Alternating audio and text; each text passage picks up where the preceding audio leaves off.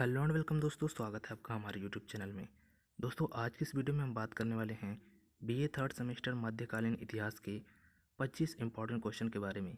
दोस्तों, ये जो क्वेश्चन है वो हमारी 500 सीरीज क्वेश्चन का पहला वीडियो होगा और इस वीडियो में हम लोग 25 क्वेश्चन देख लेंगे और आगे आपको ऐसे ही 25-25 क्वेश्चन की एक एक वीडियोज़ मिलते जाएंगे और आपको इन्हीं सभी वीडियो से 500 क्वेश्चन कवर कराए जाएंगे। तो चलिए आज का वीडियो शुरू करते हैं और देखते हैं आज के 25 क्वेश्चन, जिनमें से पहला है, पुर्तगालियों ने भारत में निम्नलिखित में से किस स्थान पर प्रथम दुर्ग का निर्माण किया था। ऑप्शन है आपके कन्नानौर में, गोवा में, कोची में या फिर अजीदीव में। तो इस क्वेश्चन का अगर राइट आंसर सोचें तो इस क्वेश्चन का जो राइट आंसर होगा वो होगा ऑप्शन सी, कोची में। चलिए बढ़ते हैं अगले क्वेश्चन की तरफ।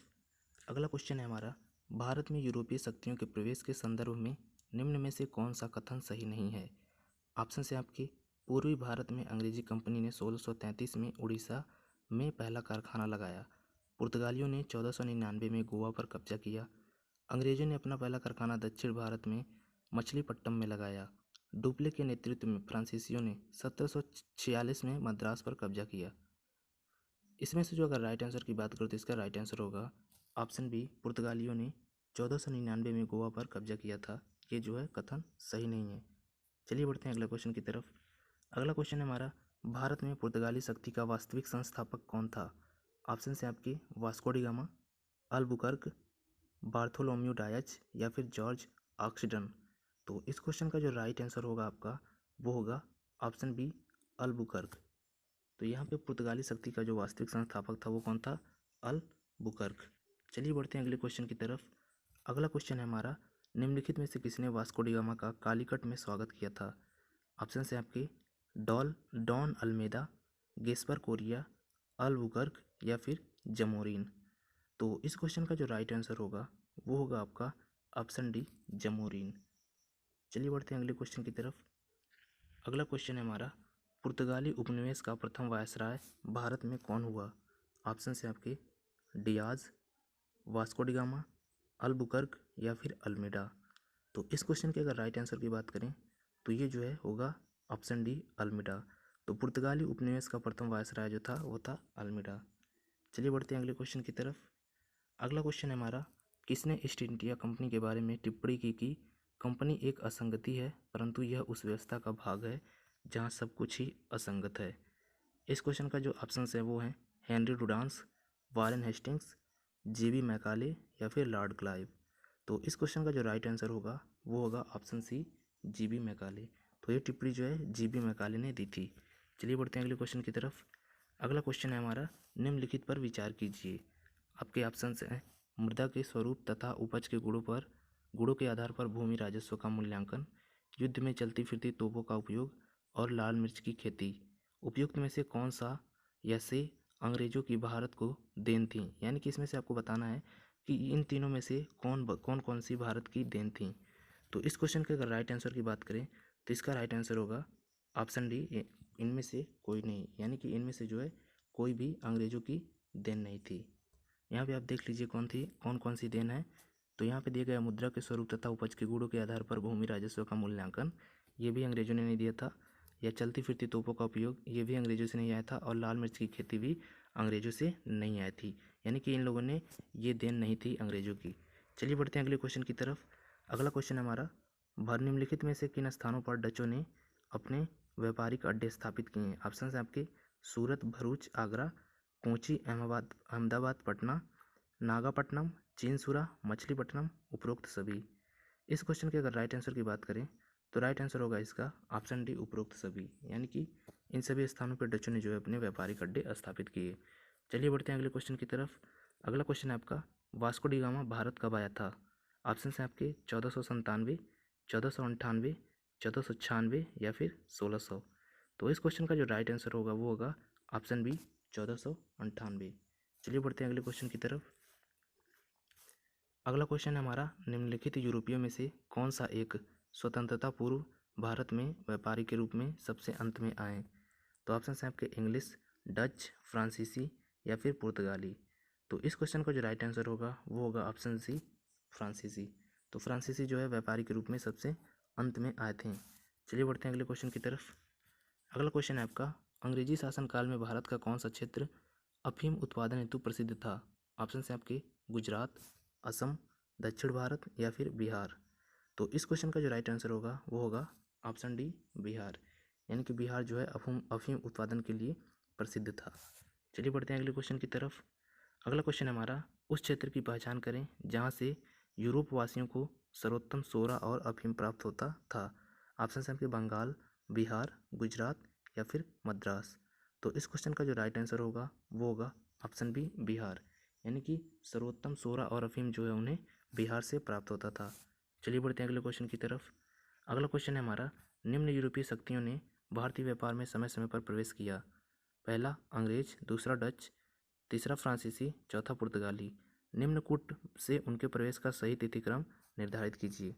तो इस क्वेश्चन का जो राइट आंसर होगा वो होगा ऑप्शन डी, यानी कि ये जो ऑप्शन डी है वो होगा, यानी कि 4 2 1 3, यानी कि पहले पुर्तगाली आए, फिर जो है डच आए, फिर अंग्रेज आए और उसके बाद जो है फ्रांसीसी आए थे। चलिए बढ़ते हैं अगले क्वेश्चन की तरफ। अगला क्वेश्चन है हमारा, फ्रांसीसी दक्कन में शक्ति आंदोलन स्थापित करने में असफल रहे क्योंकि भारतीय लोग फ्रांसीसियों को पसंद नहीं करते थे, अंग्रेजों की फौज शक्तिशाली थी, पांडिचेरी सामरिक केंद्र था, डुप्ले सक्षम सेनापति नहीं था। यानी कि यहाँ पे कहा जा रहा है कि फ्रांसीसी जो है दक्कन में शक्ति आंदोलन क्यों नहीं स्थापित कर पाएँ और इसके लिए क्या कारण है। तो यहाँ पे जो इसका राइट आंसर होगा वो होगा ऑप्शन बी, अंग्रेजों की फौज शक्तिशाली थी। चलिए बढ़ते हैं अगले क्वेश्चन की तरफ। अगला क्वेश्चन हमारा, बंगाल में निम्न में से कौन सा कारखाना डचों ने स्थापित किया था? ऑप्शन है आपके हुगली, चीनसुरा, बंदेल या फिर श्रीरामपुर। तो इस क्वेश्चन का जो राइट आंसर है वो हो जाएगा ऑप्शन बी चीनसुरा। तो यहाँ पे जो है कौन सा कारखाना डचों ने स्थापित किया था? तो चीनसुरा जो है डचों ने स्थापित किया था। चलिए बढ़ते हैं अगले क्वेश्चन की तरफ। अगला क्वेश्चन है हमारा, निम्नलिखित में से किसी भारत में फ्रांसीसी कंपनी का संस्थापक माना जाता है? ऑप्शन है आपके रिस्लू, मजारे, काल्बर्ट या फिर फ्रैंको मार्टिन। तो इस क्वेश्चन का जो राइट आंसर होगा वो होगा ऑप्शन सी काल्बर्ट। तो फ्रांसीसी कंपनी का जो संस्थापक माना जाता है वो है काल्बर्ट। चलिए बढ़ते हैं अगले क्वेश्चन की तरफ। अगला क्वेश्चन है आपका, फ्रांसीसी ईस्ट कंपनी संस्थापित हुई थी। ऑप्शन है आपके लुई 13वें के शासनकाल में, लुई 16वें के शासनकाल में, लुई 15वें के शासनकाल में या फिर लुई 14वें के शासनकाल में। तो इस क्वेश्चन का जो राइट आंसर होगा वो होगा आपका ऑप्शन डी लुई 14वें के शासनकाल में। चलिए बढ़ते हैं अगले क्वेश्चन की तरफ। अगला क्वेश्चन है आपका, भारत में फ्रांसीसियों ने अपना सबसे पहला कारखाना निम्न स्थानों में से कहाँ लगाया? ऑप्शन है आपके सूरत, कासिम बाजार, पुलकित या फिर कोच्चि। तो इस क्वेश्चन का जो राइट आंसर है वो हो जाएगा ऑप्शन ए सूरत, यानी कि फ्रांसीसियों ने पहला कारखाना जो है सूरत में बनाया। चलिए बढ़ते हैं अगले क्वेश्चन की तरफ। अगला क्वेश्चन है आपका, निम्नलिखित में कौन सा प्रथम यूरोपियन व्यक्ति था जिसने भू क्षेत्र अर्जित करने के उद्देश्य से भारतीय राजाओं के झगड़ों में भाग लेने की नीति आरंभ की? ऑप्शन है आपके क्लाइव, अल्बुकर्क, वारेन हेस्टिंग या फिर डुप्ले। तो इस क्वेश्चन का जो राइट आंसर है वो होगा ऑप्शन डी डुप्ले। डुप्ले ने जो है झगड़ों में भाग लेने की नीति आरंभ की थी। चलिए बढ़ते हैं अगले क्वेश्चन की तरफ। अगला क्वेश्चन हमारा, मध्यकाल में सर्वप्रथम भारत से व्यापार संबंध स्थापित करने वाले थे? ऑप्शन है आपके डच, पुर्तगाली, फ्रांसीसी या फिर अंग्रेज। तो इस क्वेश्चन का जो राइट आंसर होगा वो होगा ऑप्शन बी पुर्तगाली, यानी कि भारत से व्यापार संबंध स्थापित करने वाले सर्वप्रथम पुर्तगाली थे। चलिए बढ़ते हैं अगले क्वेश्चन की तरफ। अगला क्वेश्चन है आपका, कर्नाटक युद्ध किन किन के मध्य लड़ा गया? ऑप्शन है आपके अंग्रेजों व डच, हैदर अली व मराठे, अंग्रेज व मराठे, अंग्रेज व फ्रांसीसी।